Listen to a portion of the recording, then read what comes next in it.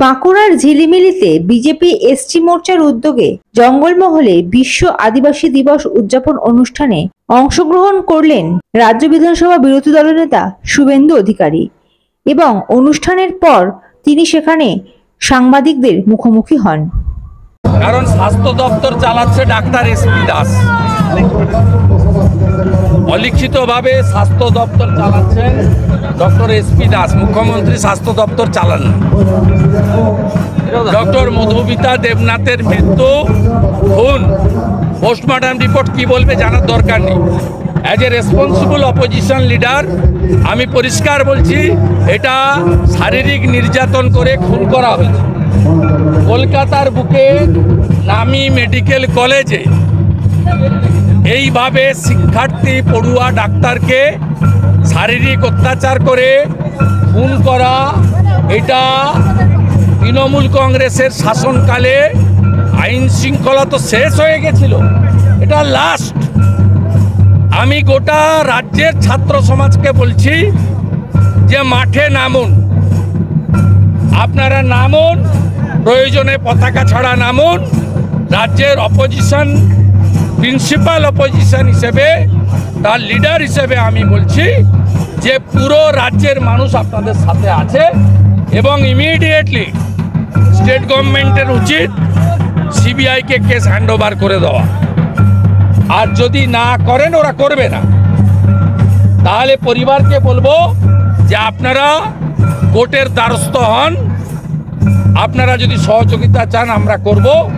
আমাদের পক্ষ থেকে ওখানে সজল ঘোষ কাউন্সিলর সহ, ডাক্তার অর্চনা মজুমদার সহ অনেকেই আছেন। আপনারা যে কোনো ধরনের সহযোগিতা চাইলে আমরা প্রস্তুত দেওয়ার জন্য।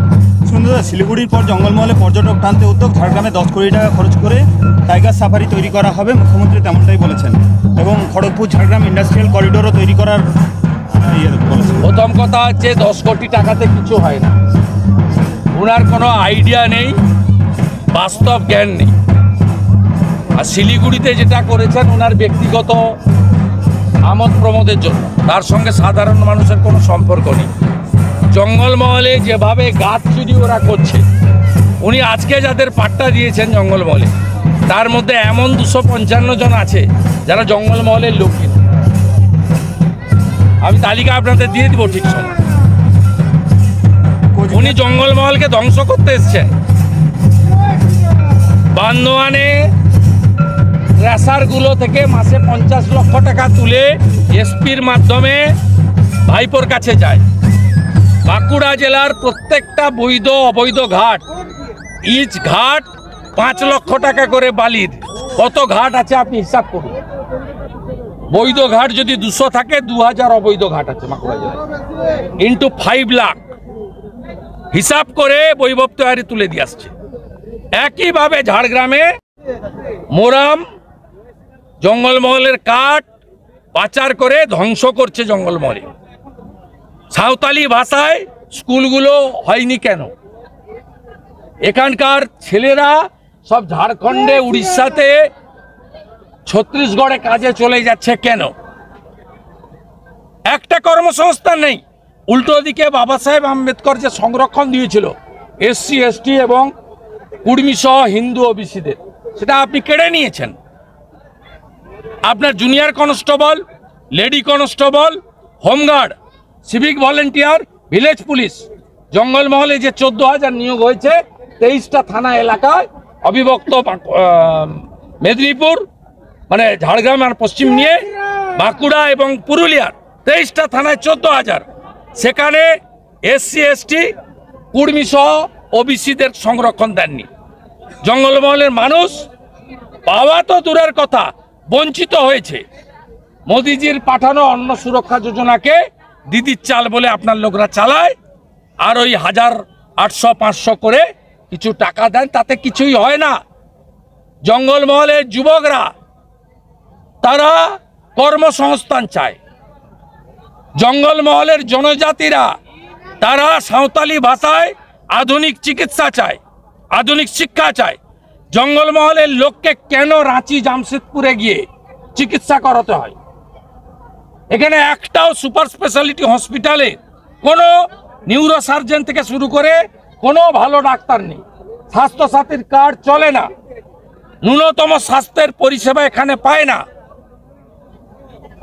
তা আপনি যেটা অধিকার সেটাই দিতে পারেননি, এইসব কথা বলে লাভ নেই। আজকে বলে গেছেন 1 লক্ষ পরিবারে জল দিয়েছি 1.5 লক্ষ টাকার, তো জল জীবন মিশন তো নরেন্দ্র মোদীজি, কত আর নাম চুরি করে স্টিকার লাগাবেন। শুভেন্দুদা, বলছি যে কোচবিহারের শীতলকুচিতে আজও কয়েক হাজার বাংলাদেশি জমায়েত করেছে, তারা এপারে ঢোকার চেষ্টা করছে। ভারত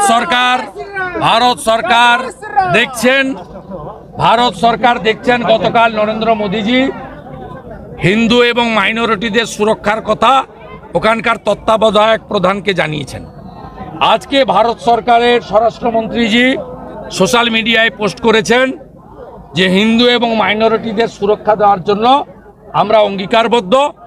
এডিজি বর্ডারের নেতৃত্বে হাই পাওয়ার কমিটি তৈরি করা হয়েছে যাতে ওপারে থাকা হিন্দুদের শারীরিক এবং সম্পত্তির ক্ষতি না হয়।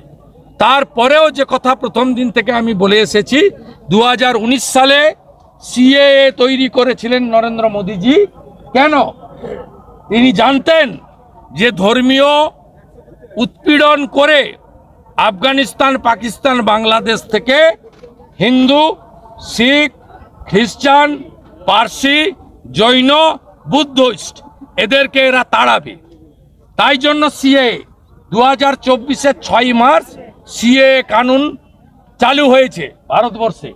তাই আমি একজন সনাতনী হিসেবে বাংলাদেশের সনাতনীদেরকে আশ্বস্ত করতে চাই, গোটা পৃথিবীর হিন্দুরা আর বাঙালিরা, ত্রিপুরায় হোক, আসামে হোক, পশ্চিমবঙ্গে হোক, উড়িষ্যায় হোক, যেখানেই বাঙালিরা আছে, আমরা সবাই বাঙালি, হিন্দু, মাইনরিটি কমিউনিটি বাংলাদেশ তাদের সাথে আছে।